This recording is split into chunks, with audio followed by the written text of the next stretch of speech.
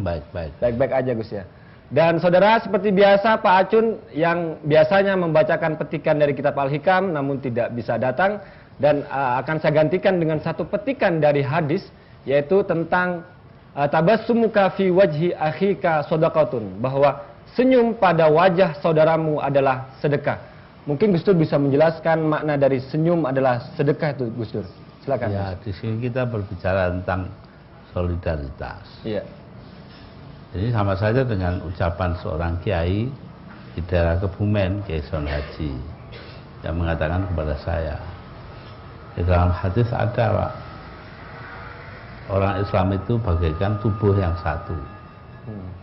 Kalau yang satu itu merasa sakit, sebagian merasa sakit, sebagian lagi juga merasa. Nah, kenapa sekarang ini kok banyak orang Islam kaya, yang miskin nggak ada yang perhatikan? Nah, ini bukan berarti melarang hati. Ya itu tadi, sama saja dengan itu. Jadi makna senyum itu juga bentuk dari solidaritas, Gus ya? Iya. Iya. Ya, terima kasih Gus Dur. Saudara, pagi ini kita akan berbincang tentang sebuah tema, yaitu Islam dan humor, berkenaan juga dengan hadis yang tadi saya sebutkan, yaitu bagaimana kita memberikan atau mengetengahkan Islam dengan penuh humor, dengan penuh kesantunan, dengan penuh keramahan. Dan kita kenal bahwa Gus Dur adalah sosok yang penuh dengan humor, penuh dengan gelak tawa, dan tidak dengan wajah yang garang. Dan untuk itu sudah datang bersama kita di Kedai Tempo Bung Hamid Basyaib. Selamat pagi Bung Hamid. Selamat pagi Bung Guntur. Ya, apa kabar Bung Hamid? Alhamdulillah. Dan Bung Hamid ini seorang penulis dari buku Humor ala Gus Dur, Bung Hamid ya? Ya, saya menulis 2 jilid.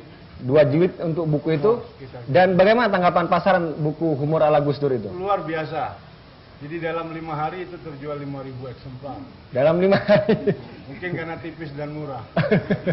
Berapa harganya itu Bung Hamid itu? Waktu itu harganya cuma Rp8.000, karena 8.000. kita kira 8 tahun yang lalu, ketika Gus Dur, 7 tahun yang lalu Gus Dur baru saja naik jadi presiden. Saya buat itu dalam waktu 2 minggu berdasarkan ingatan saja. Dari ceramah-ceramah Gus Dur? Ceramahnya, diskusinya, penggalannya, percakapan dengan sahabat-sahabatnya yang saya dengar, yang saya tahu, dengan Gus Mus misalnya. Nah, itu saya tuliskan dengan cepat aja. Dan dalam waktu 5 hari sudah? 5 hari habis. 5.000 eksemplar. Oke, Bung Hamid, kita akan berbincang tentang tema itu. Mungkin satu pertanyaan untuk Bung Hamid, saya kira. Salah satu kelebihan dari Gus Dur adalah seorang sosok yang penuh dengan humor. Nah, ini bagaimana dampak kepada perkembangan Islam di Indonesia itu, Bung Hamid? Mungkin Anda bisa bicara. Pertama begini, melihat Gus Dur sebagai penuh dengan humor itu menurut saya kurang. Karena Gus Dur ini betul-betul memahami humor, filsafat humornya. Jadi bukan hanya praktek berhumor, tetapi dia mengerti teknik membuat humor dengan piawai sekali, filsafat humor, fungsinya, psikologi humornya. Jadi dia perhumoran tuh mengerti keseluruhan aspek dari humor, bukan sekedar melucu atau melontarkan jokes yang lucu.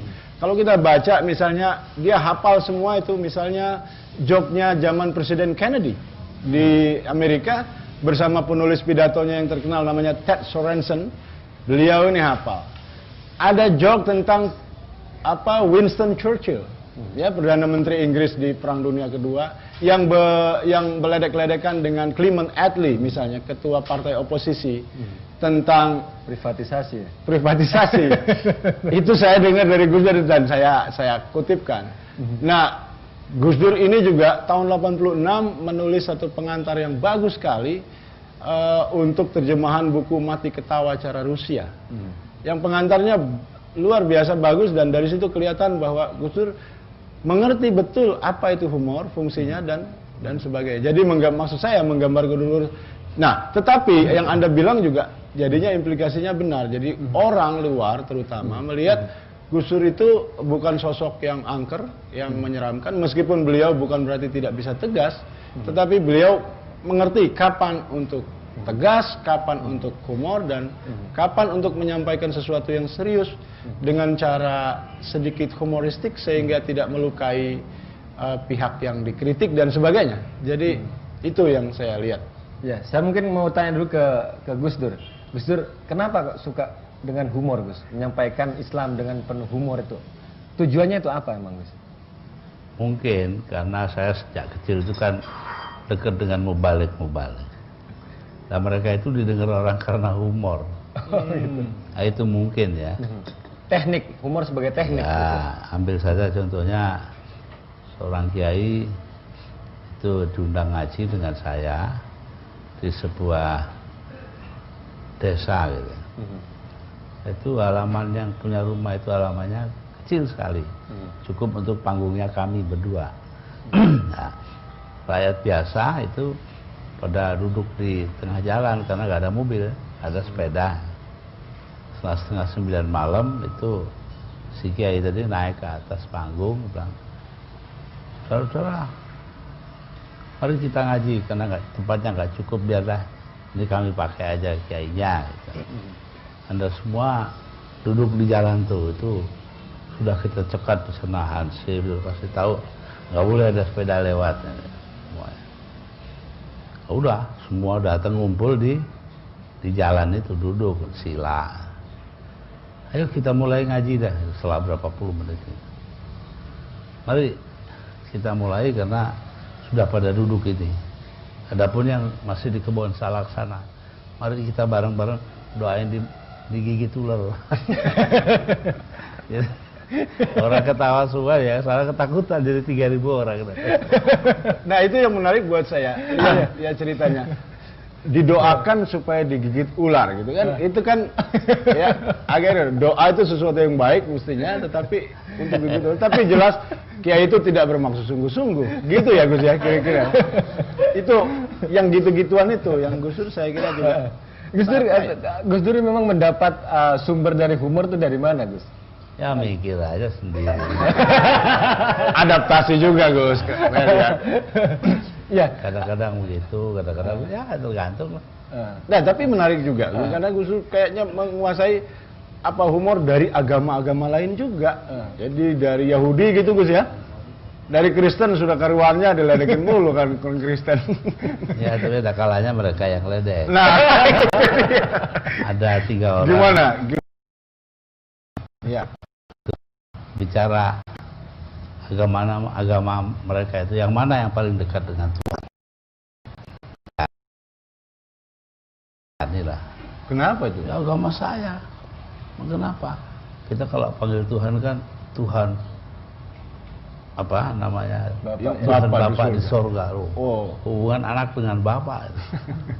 Katanya orang Belanda, orang Hindu. Hindu juga dekat. Om Swastu, Om sama ponakan kan dekat sekali. Kiai diem aja satu. Lah bagaimana ada? Ya boro-boro mau dekat, manggil aja mesti pakai menara. Orang Besri. Manggil Tuhannya orang Islam. Nah ini, speaker. Tapi ini juga menarik. Bagaimana tanggapan Gus Dur mendengar joke semacam itu mungkin dikarang oleh orang agama lain ya, tapi mungkin juga self mockery dari orang Islam sendiri. Kelihatannya Gus Dur sama sekali nggak keberatan itu kalau enggak. Kenapa itu? Orang bercanda silakan lah. Walaupun menyangkut hal-hal yang seserius agama. Enggak. Agama itu nggak perlu diterima secara serius.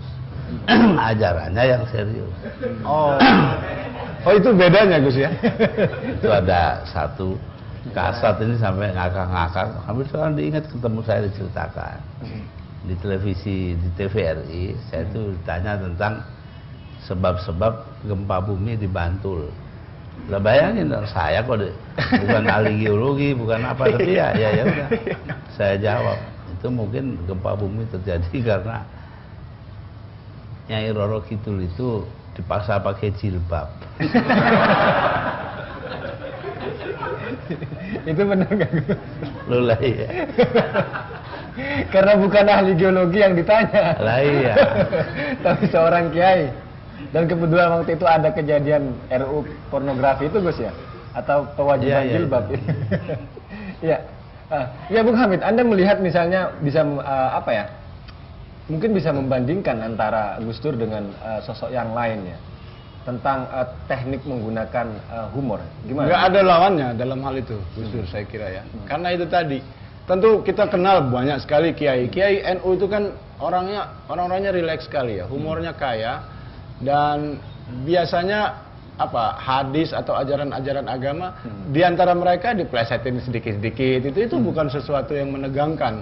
Ketika dia kemudian naik di panggung nasional, baru orang misalnya memplesetkan Bismillahirrahmanirrahim aja terus harus minta maaf ke majelis ulama dan sebagainya. Padahal di pesantren gitu-gituan itu biasa. Bukan berarti mereka tidak menghargai agama, tetapi agama begitu akrabnya dengan mereka sehingga seperti kita kalau akrab sama orang udah bisa bercanda gitu loh maksudnya. Jangan kalau memang ada perbedaan.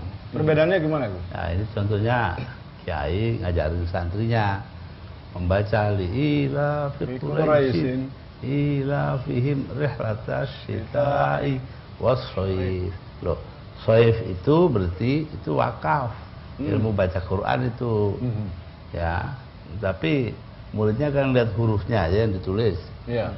Rihlatas syita'i was-shaifi. Nah, gitu. Shaif, shaifi ya betul. Akhirnya, ayo baca. Ila fi Quraisyin, ila fihim rihlatas syita'i was-shaif. Pegang bibirnya kan. Begini, jangan shaifi. Baca shaif ya. Begitu dilepas tangannya tuh, fi.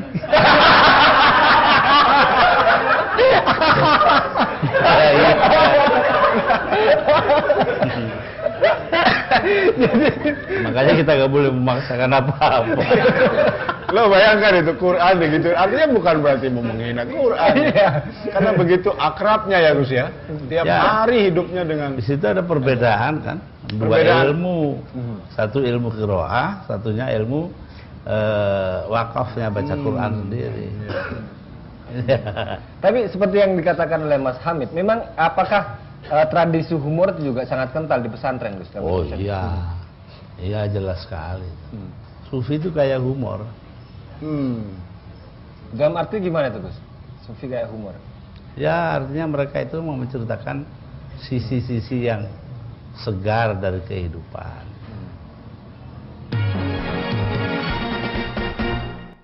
Nah ini yang aneh saya kira Gus. Gimana tanggapan Gus sendiri? Kelihatannya pemuka-pemuka Islam yang lain tuh kok umumnya tegang itu, apalagi akhir-akhir ini, beberapa tahun terakhir ini, semua hal yang menyangkut agama itu dihadapi atau ditangani dengan itu karena kekurangan dalam diri mereka sendiri.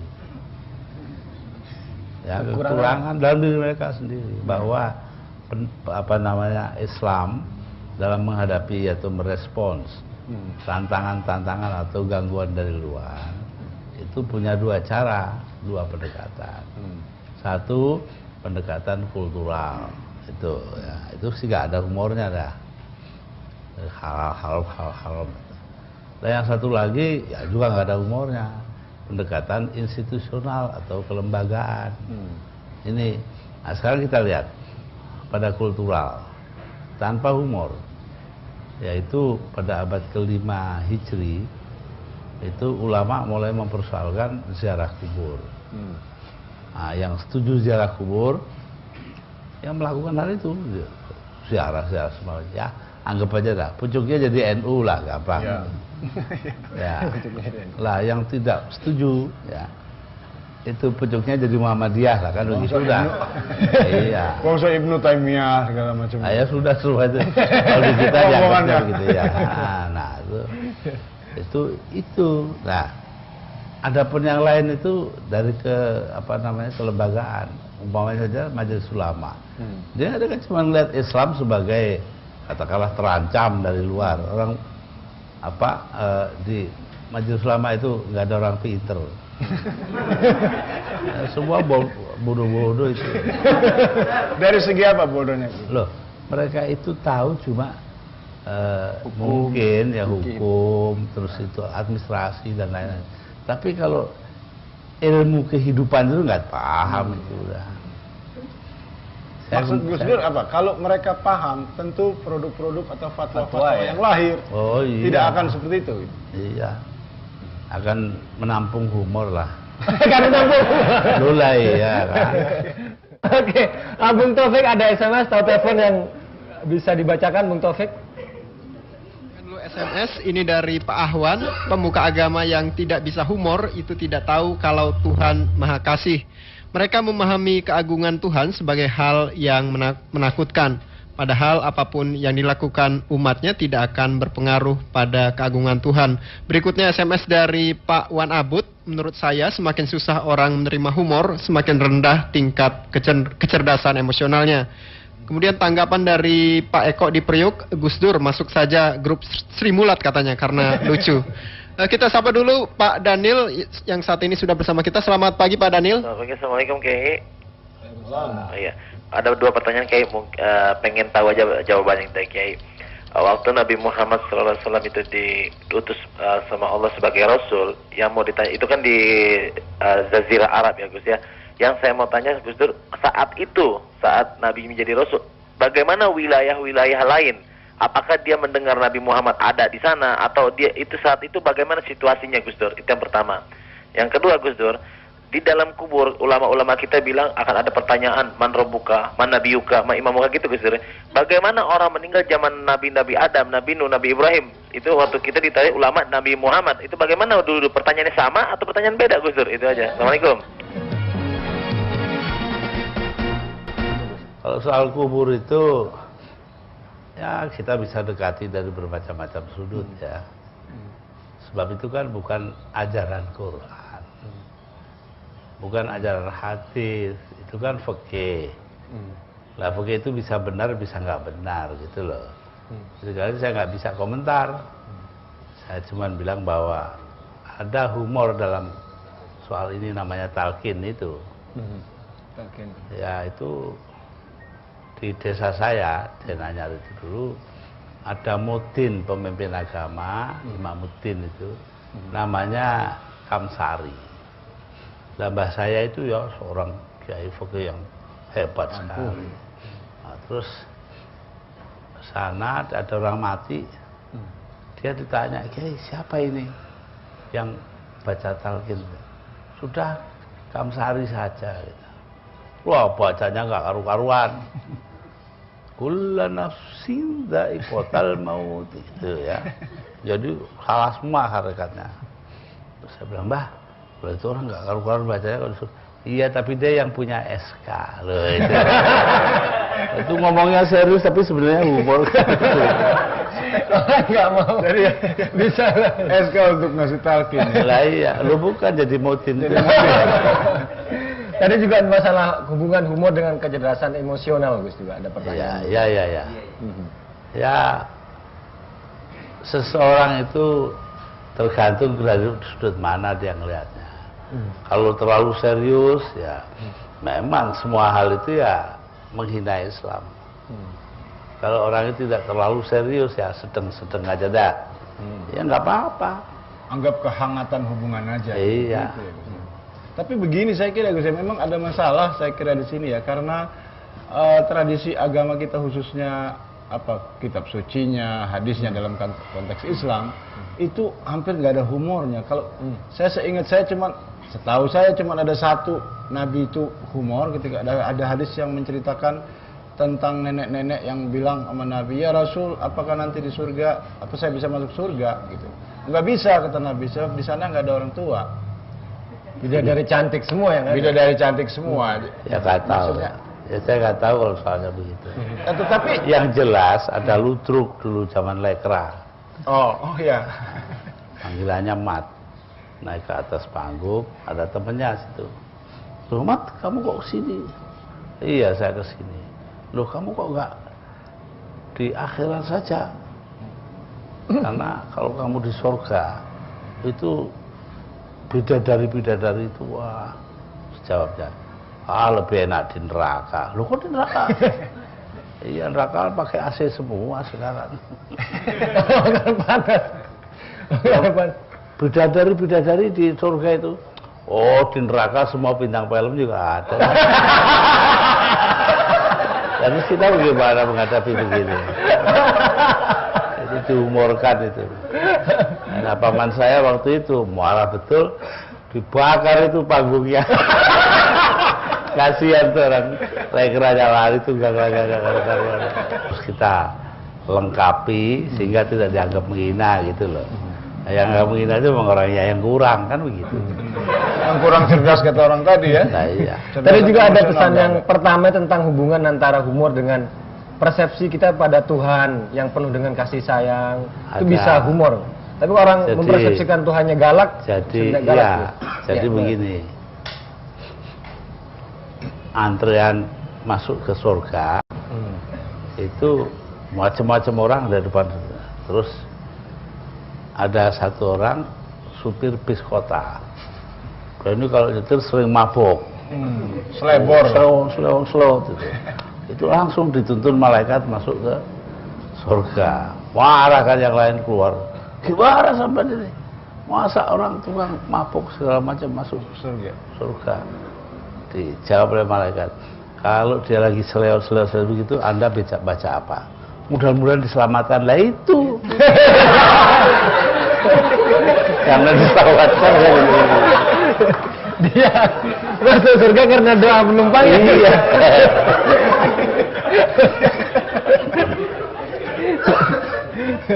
Nah itu mungkin bagi orang lain gitu, kok gimana sih surga dan neraka sesuatu yang sangat serius, karena orang bisa masuk surga secara abadi, masuk neraka juga bisa begitu. Loh kok ini dijadiin guyonan gitu loh. Itu loh Gus. Lah begini. Lah bahwa itu juga bisa dijadikan guyonan loh kan? Nah, itu udah. Berarti yang lebih rendah mestinya lebih bisa lagi. Iya. Dan juga saya membaca tulisan-tulisan Gus Dur juga penuh dengan humor ya Bung Hamid. Nah tapi begini, nah ini aneh. Gimana? Ini aneh. Nah Gus Dur ini tulisannya satu pun tidak ada yang humoristik. Kalau Anda baca misalnya kolom-kolomnya dari awal tahun 80-an sebelum beliau jadi ketua NU, itu beliaulah yang memperkenalkan para kiai ya ke dalam perbincangan nasional. Nggak ada yang kiai itu dianggap pinggiran dan sebagainya. Gus Dur tiba-tiba ngomong Kiai Sukri lah, dari Cilacap lah, dari apa. Kita dipaksa, bukan dipaksa dalam arti sesungguhnya, tapi ditarik perhatiannya untuk melihat kiai-kiai. Dan ada juga humornya, tapi Gus Dur sendiri tidak pernah menggunakan kalimat-kalimat yang bermaksud melucu. Nah ini kesempatan saya nanya Gus Dur, kenapa Gus Dur itu kalau udah nulis kolom biasa betul-betul serius dengan bahasa Indonesia yang sangat baik? Nggak banyak orang Indonesia yang punya bahasa seperti itu. Ya tergantung. Ya pada saat saya sudah akhir-akhir ini saya sering membuat humor. Itu karena juga saya dalam berpikir tulisan. itulah yang diperlukan oleh bangsa kita. Nah, ini dia. Di dalam tulisan juga. Terlalu tegang kita ini. Hidup terlalu tegang. Ya, itu. Ada kumpulan tulisan Gus Dur yang terbitkan Tempo tentang melawan melalui humor. Oh iya. Dan dari judul-judul saya juga menangkap ada kesan yang sangat ini. Misalnya Islam kaset dan kebisingannya. Itu kan menarik, Gus. Untuk sekarang malah mundur mungkin Gus. Nggak mungkin lagi orang nulis judul kayak gitu. Orang kan langsung tersinggung gitu. Kok ada dibilang Islam kaset. Saya baca itu tahun 80-an awal. Satu hal yang saya pelajari bahwa kalau ingin sesuatu dari Pak Harto harus dengan humor. Oh. Kalau biasa dia punya itu argumentasi. Tapi kalau udah humor nggak bisa ngomong. Misalnya gimana? Ambil contoh ya. Setelah lengser ini saya diundang bulan puasa ke buka di rumahnya di Cendana. Saya bawa Kiai Parti Asrori 4 kilo dari Lampung, dari Metro lah. Metro itu kan desa banget tuh. Terus saya di sana habis buka, lalu jamaah maghrib, terus minum kopi, minum teh. Gus Dur sampai malam, enggak Pak, saya nanti harus ke Gusti Joyo. Oh iya, tapi kayaknya kan ditinggal di sini ya. Oh iya Pak, tapi harus ada penjelasan. Nah itu penjelasan apa? Nah ini NU-nya terawihnya nanti itu terawih NU lama apa NU baru. Nah kan dia bingung. Loh NU lama NU baru gimana? Loh kalau NU baru terawih terawih dan itunya kriteria itu 23 rakaat. Oh iya, ulama. NU baru tuh ya? Itu NU lama. NU lama. Nah itu kalau NU baru diskon 60%. Ya tinggal 11. Padahal jelas bukan NU. Oh dulu saya ikut yang baru aja. Tinggal saya sakit. Ada lagi apa namanya umur terhadap Pak Harto itu ketika saya ditawari oleh Kun Zubaidi, duta besar Irak di Indonesia, orangnya Saddam Hussein. Pak Atis. Nah, sudah ngomong pada saya, Saddam Hussein itu mengusulkan Anda menjadi peserta Oil for Food Program, ya, menjadi minyak dan makanan. Nah, saya pikir, waduh kalau saya tolak, Saddam Husseinnya marah. Kalau saya terima, Amerika ganti marah, PBB. Nah, saya bilang sama dia, begini yang mulia, kalau Pak Harto setuju, saya jalankan. Nah, udah atur. 2 minggu kemudian saya ketemu di Cendana, sana. Ada apa Gus Dur? Ini loh Pak, saya ini ditawari Oil for Food Program. Wah, ambil aja gini panjang lebar. Enggak, saya nggak ingin, dilarang saya inginnya. Kenapa?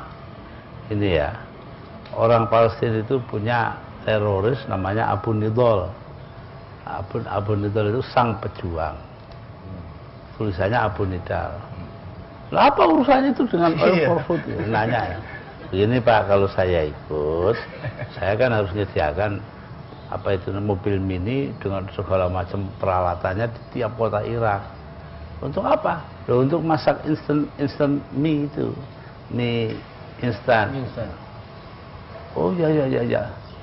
Lalu apa hubungannya dengan gini? Kalau nanti saya dipanggil Abu Nudel gimana? Ya ngapa? Iya.